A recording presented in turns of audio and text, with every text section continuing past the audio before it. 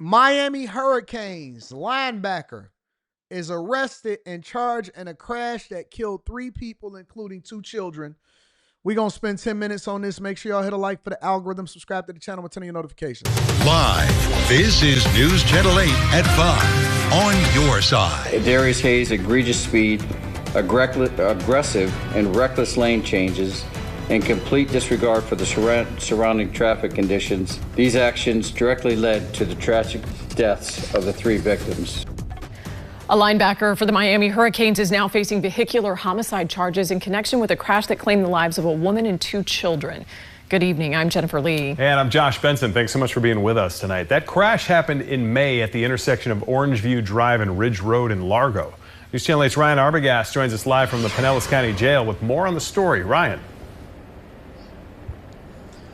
Josh, Hayes first turned himself into the Largo Police Department earlier this morning before he was transported here to the Pinellas County Jail. Now, we were the only ones here at the Pinellas County Jail when Hayes walked out after posting bond, and we had the chance to ask him 2 questions. Adarius, any comment? Nothing to say to News Channel 8. On the way out of the Pinellas County Jail, you are watching a Miami Hurricanes linebacker try to hide his face. Anything you want to say to the victims? The sophomore in college charged with 3 counts of vehicular homicide after law enforcement says he was driving this Dodge Durango in the area of Orangeview Drive and Ridge Road in early May, swerving, cutting across multiple lanes, and going nearly double the speed limit. I'm almost thinking that these cars, the anything Hellcat in it, anything with a 5.7, a 6.2 liter in it, Hemi, Hellcat, all of this stuff almost needs to be banned from black men, honestly. It just needs to be banned from black men altogether. Real talk.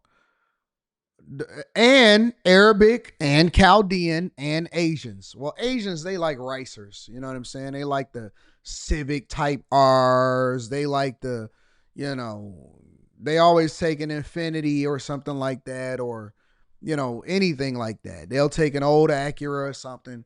But these things absolutely need to be banned, bro. Real talk. Because whatever spirit is in these cars, it just ruins y'all life, and it ruins y'all career, and then y'all don't have nothing else to say for it. It's like something take over, bro. It's something that takes over y'all when y'all jump in these cars. I think that you have to be, how your insurance don't drop until you reach like 24, 25, 26 years old. Then your insurance goes down because you become less of a liability as a driver. I think that should be a rule on some of these cars that's being sold, because y'all just can't handle them, bro. Can't handle them. I pull up to a dude. I was in Mines. I had, because I got a Challenger Hellcat or whatever.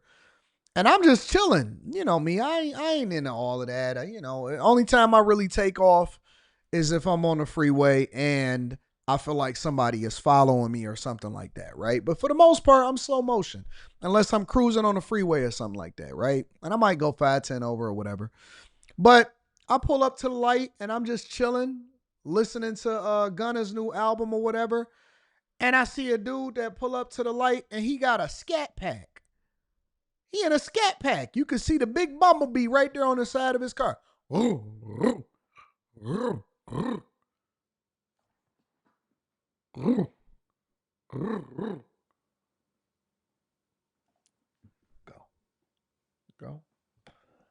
I'm just looking at him. I'm okay. I'm good. You got it. Come on, let's go. Light turn red, we go. The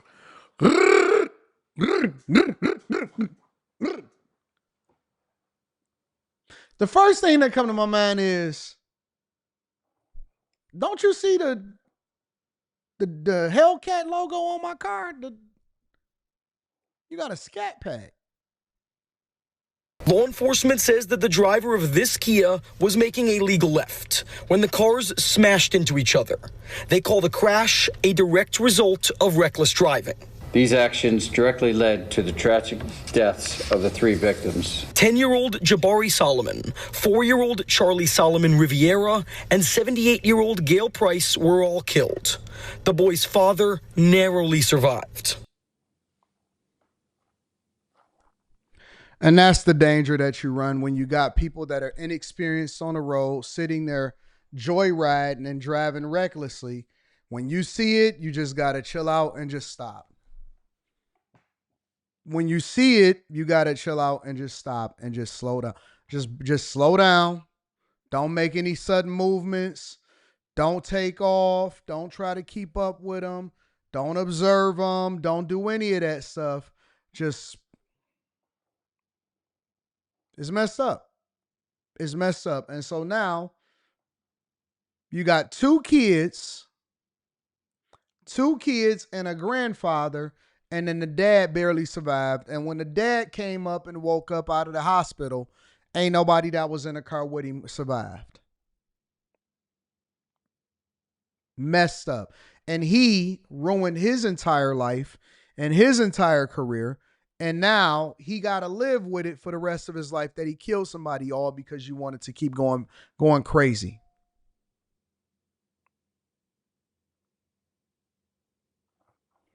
When I take off at a light, I look both ways before I even take off. I don't just wait for the green and just go. I look both ways. When I'm on the freeway, I'm always checking my rear view. I can see somebody looking for a death wish on a motorcycle, or, you see somebody driving crazy, and usually it's somebody racing behind them on the freeway, and I just go ahead. I just stay in my lane. I don't even move. Because if you move out of your lane, out of the way, thinking that you're getting out of their way, that's when it's going to become a problem.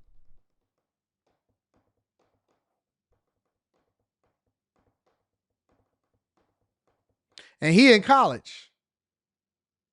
He a college linebacker, and just threw his whole life away because he wanted to go crazy. And bro, when you get visibility, when you are on a team and all of that stuff, you got more responsibility on your shoulders. He probably gonna get kicked off the team, all of that stuff, bro. You have the death of 3 innocent people that were just traveling on the roadways. So, yes, they're very serious charges. Over the last few months, law enforcement reviewed video footage from a nearby truck that captured the crash in real time and interviewed eyewitnesses who saw the scene on May 10th. The investigation concluded that Adarius Hayes' egregious speed, aggressive and reckless lane changes, and complete disregard for the surrounding traffic conditions demonstrated a willful and deliberate disregard for the safety of others. What I've learned in my older age is that it's much, much, much better to survive than to get involved with these nonsense. Look at that car, bro. That car is absolutely mangled.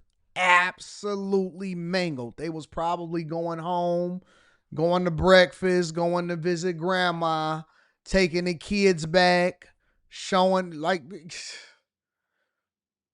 hug your family, take care of your people, show some love to people, because you never know when it's somebody that's going to be driving down the street in a Hellcat going crazy. Make sure you hit a like for the algorithm, subscribe to the channel, and turn on your notifications. It's sad, bro. It's super sad. Man, that's messed up. Everybody just died. And again, you see how he just walked out? Y'all see how he just walked out? Not a scratch on him, not none of that. Usually the people that commit the crimes, the drunk drivers, the people that is going too fast, do you know what usually happens to them? Nothing. They walk out unscathed. They don't even have an injury. They walk in regular, ain't got a scratch on their face, just normal. Whole family killed. Airbags in every direction is all deployed, but they just walking out like normal and ain't nothing happened to them. They just cool. They chilling. Just be chilling. Don't have nothing wrong. Ain't even got a nick. Ain't missing a fingernail. Nothing. Just be regular. Just be normal out here in these streets.